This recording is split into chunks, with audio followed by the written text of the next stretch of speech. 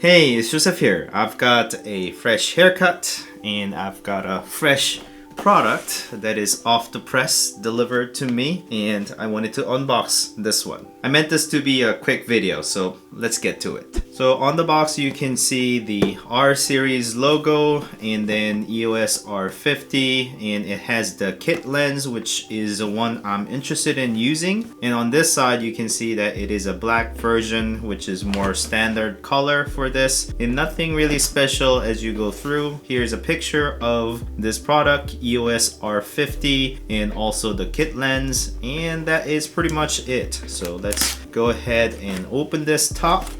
And here you can see the manual and paperwork in some sort, which I'm not interested in, and the battery charger, and I do not intend to use this. The very reason for getting this camera over what I have over there, which is a Canon M50, which I have been using diligently, is the charging method. So that's actually what I'm after. So I don't intend to use it, but yes, that's included. And here is the actual camera and the camera strap and the battery. I do need the battery because I will be using it, although the charging method would be different. So all you need to do is just pull this out and you're ready to go. In this box we've got the lens. If I can figure out how to open this properly. Okay, the lens, it's wrapped in plastic and another plastic. And here is the lens. I'm quite familiar with the overall design since the Canon M series had very similar kit lens, although the base is different since this is larger design. And I need to figure out how to close this back on.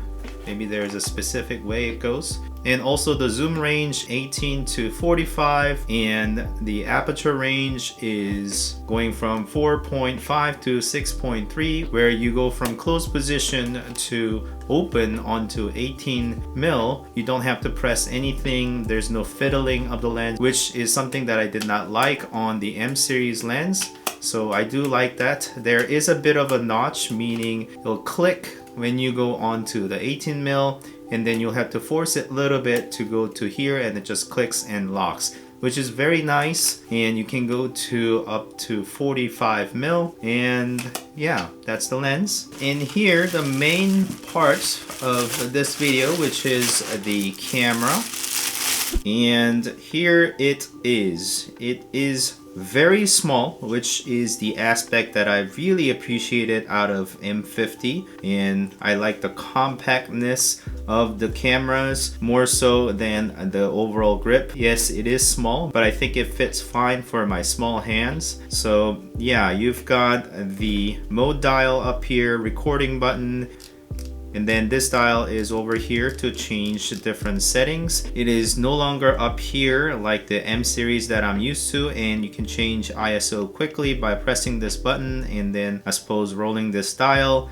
And there is the hot shoe, and the hot shoe is obviously over here with the VIF on here. Yeah, you've got the clips on either side, and also you've got the microphone port, and this time it is actually kind of like a silicone. And I'm gonna refrain from comparing so much for M50 because I do want to do that comparison video later on, but just natural reaction goes to comparing with M50 because yes, this is supposed to replace the M50. But okay, well, let me get to the rest of the camera. And on the back you've got the articulating screen, which is smooth and nice. Again, me trying not to compare with the other camera, with the two buttons over here, info and preview, and the menu button here, and the set button with a dial that doesn't turn, just goes top, bottom, left, and right. And then also going around, here is actually main thing that I'm after, which is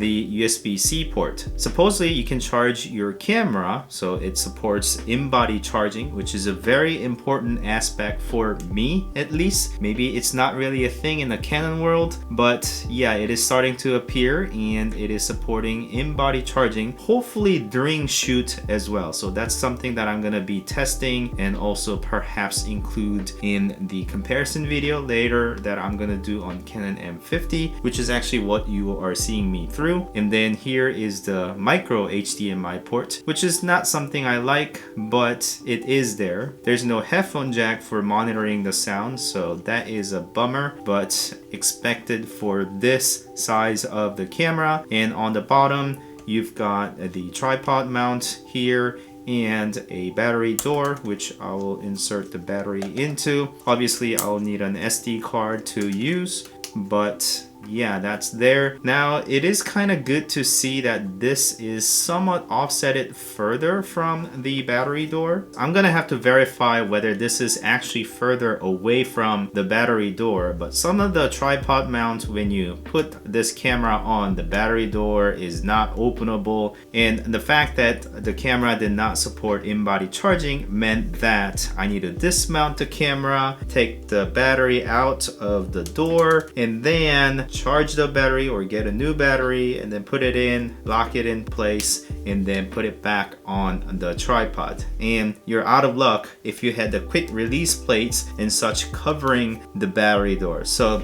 yeah, it was quite of a hassle, and I did not understand why cameras of this day and age did not support in-body charging like your smartphone does, which is a lot smaller than your small electronics. So I don't know, but finally it is here, and that's why I got my hands on this one to try out.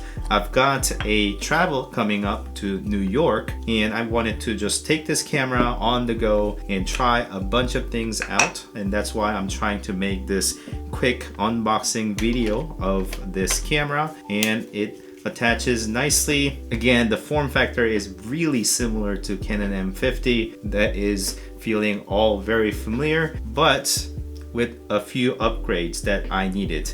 If Canon M50 Mark II came up with this kind of upgrade, I think it would have been really good, but again, that has been introduced onto the R series instead of the M series, as there is no upgrades or new introduction onto the M series. So yeah, there's my complaint. Very familiar, but the few upgrades that I really needed off of this camera, the hardware upgrades, not the software. So I'll be using this camera, testing a bunch of things out, perhaps not so much on technicality, but more on the usability aspects, such as USB-C charging and how to connect to your computer type of thing. I'll be testing those things out diligently, as I always do. And if there are a few aspects that you would like to know about this camera, or in comparison to Canon M50 Mark II that I have here shooting me, then just leave them down in a comment. I would like to know and actually test those aspects out. And if you have liked this video, please like this video and consider subscribing to my channel to continue watching these type of videos,